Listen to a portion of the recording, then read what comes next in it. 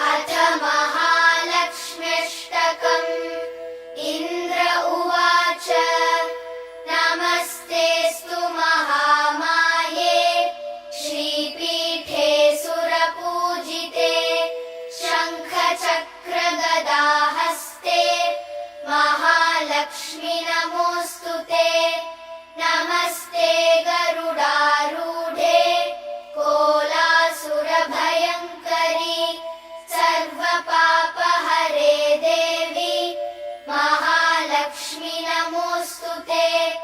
सर्वज्ञे सर्ववरदे सर्वदुष्टभयङ्करी सर्वदुःखहरे देवी महालक्ष्मि नमोऽस्तु ते।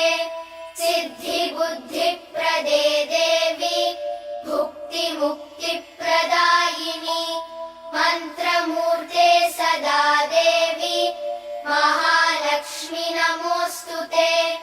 आद्यन्तरहिते देवी आदिशक्ति महेश्वरी योगजे योगसम्भूते महालक्ष्मि नमोऽस्तु ते।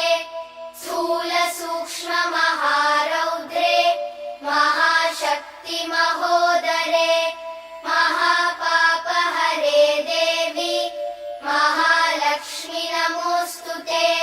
पद्मासनस्थिते देवी परब्रह्मस्वरूपिणी परमेशि जगन्मातः महालक्ष्मि नमोऽस्तु ते।